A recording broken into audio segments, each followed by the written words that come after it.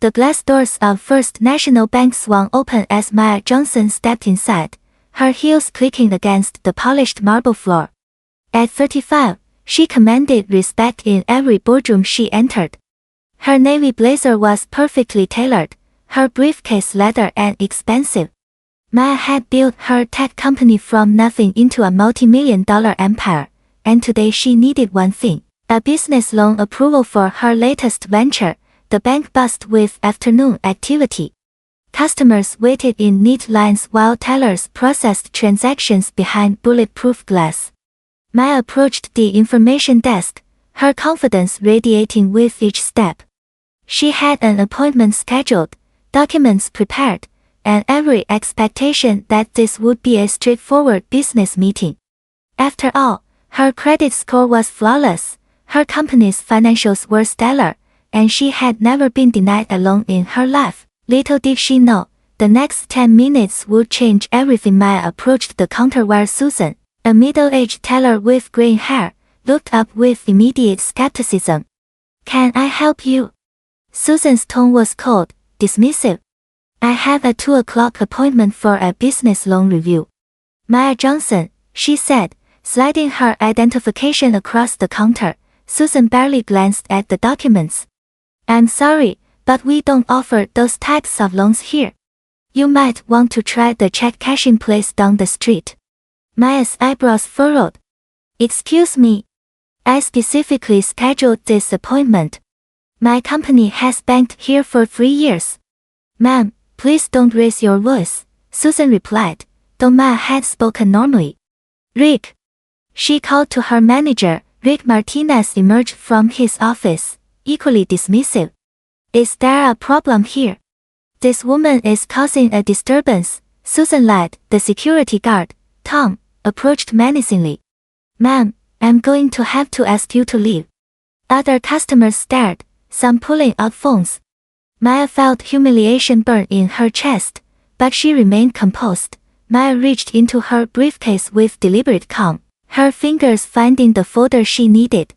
"Before I leave," she said, her voice steady but powerful, "let me show you something interesting."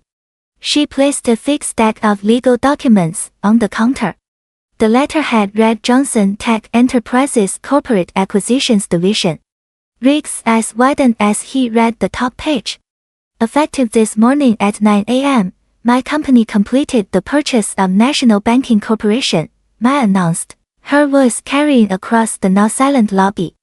"That makes me the new owner of this bank, and 47 others just like it." Susan's face went pale. Tom, the security guard, stepped back, suddenly looking very small. Rick fumbled with the papers, his hands shaking as he read the signatures, the official seals, the transfer documents that made it all legal and binding. "You see, I wasn't here for a loan," Maya continued, watching their horrified expressions. "I was here to personally evaluate this branch's customer service standards. I wanted to see how my new employees treated potential clients." The silence was deafening. Several customers had their phones recording everything. Maya smiled, but it wasn't friendly. "Well, I certainly got my answer." Maya pulled out her phone and dialed a number. "Hello, this is Maya Johnson. I need immediate HR documentation for terminations at the downtown branch." "Yes, effective immediately." She looked directly at Susan, whose face had turned ashen. "Susan Williams, you're fired. Your employment is terminated for discrimination and unprofessional conduct." Rick stepped forward, stammering. "Ms. Johnson, please, I can't explain." "Rick Martinez, you're also terminated. As a manager, you had the responsibility to ensure fair treatment for all customers. You failed." Tom, the security guard, started backing toward the exit, but Maya's voice stopped him. "Tom Patterson, your services are no longer needed. Collect your belongings and leave the premises." Maya turned to address the remaining staff, who watched in stunned silence. "Maria Santos," she called to a young Latina teller who had been watching with wide eyes. "You're now the interim branch manager. I've seen your customer service records. They're excellent. Within minutes, HR representatives arrived with termination paperwork and security escorts. The 3 discriminatory employees were walked out while other customers applauded. Maya had transformed the branch's leadership in less than 20 minutes. Justice had been swift, decisive, and absolute.